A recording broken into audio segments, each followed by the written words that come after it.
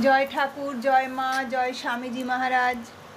দিব্যত্রয়ীর শ্রীচরণে আমার ভক্তিপূর্ণ সাষ্টাঙ্গ প্রণাম নিবেদন করি। শ্রী শ্রী রামকৃষ্ণ কথামৃতকার শ্রীমর শ্রীচরণে আমার ভক্তিপূর্ণ সাষ্টাঙ্গ প্রণাম নিবেদন করি। তব কথামৃতং তপ্ত জীবনং কবিভিড়ীড়িতং কলমশাপহং শ্রবণমঙ্গলং শ্রীমদাততং ভুবি গৃণন্তি যে ভূরিদা জনা। আজ আমি শ্রী শ্রী রামকৃষ্ণ কথামৃত থেকে শ্রীযুক্ত কেশবচন্দ্র সেনের সহিত নৌকাবিহার এই পর্বের দ্বিতীয় পরিচ্ছেদ পাঠ করছি। সমাধি মন্দিরে আত্মা অবিনশ্বর পওহারী বাবা। নৌকা আসিয়া লাগিল, সকলেই ঠাকুর শ্রী রামকৃষ্ণকে দেখিবার জন্য ব্যস্ত। ভিড় হইয়াছে। ঠাকুরকে নিরাপদে নামাইবার জন্য কেশব শশব্যস্ত হইলেন। অনেক কষ্টে হুঁশ করাইয়া ঘরের ভিতর লইয়া যাওয়া হইতেছে। এখনও ভাবস্থ একজন ভক্তের উপর ভর দিয়া আসিতেছেন। পা নড়িতেছে মাত্র কেবিন ঘরে প্রবেশ করিলেন। কেশবাদী ভক্তেরা প্রণাম করিলেন, কিন্তু কোনো হুঁশ নাই। ঘরের মধ্যে একটি টেবিল, খানকতক চেয়ার। একখানি চেয়ারে ঠাকুরকে বসানো হইল। কেশব একখানিতে বসিলেন, বিজয় বসিলেন। অন্যান্য ভক্তেরা যে যেমন পাইলেন মেঝেতে বসিলেন। অনেক লোকের স্থান হইল না। তাহারা বাহির হইতে উঁকি মারিয়া দেখিতেছেন। ঠাকুর বসিয়া আবার সমাধিস্থ, সম্পূর্ণ বাহ্যশূন্য। সকলে এক দৃষ্টে দেখিতেছেন।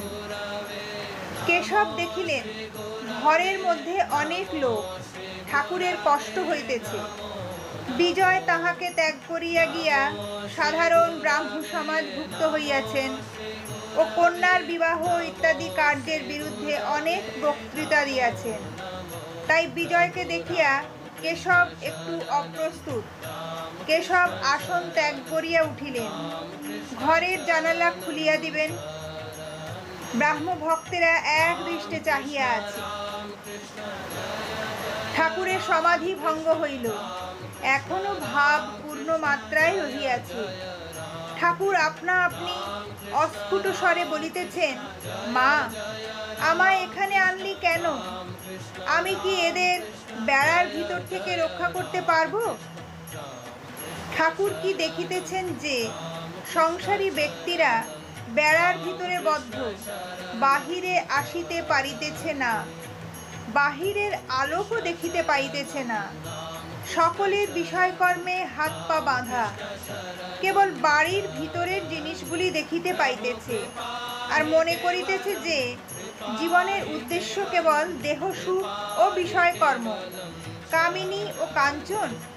তাই কি ঠাকুর এমন কথা বলিলেন, মা, আমায় এখানে আনলি কেন? আমি কি এদের বেড়ার ভিতর থেকে রক্ষা করতে পারবো? ঠাকুরের ক্রমে বাহ্যজ্ঞান হইতেছে।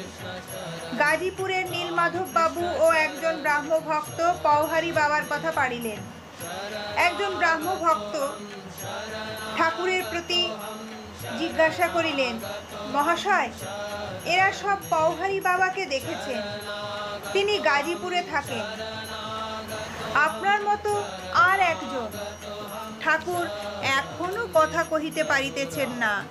ঈষৎ হাস্য করিলেন। ব্রাহ্ম ভক্ত ঠাকুরের প্রতি বলিলেন, মহাশয়, পওহারী বাবা নিজের ঘরে আপনার ফটোগ্রাফ রেখে দিয়েছেন।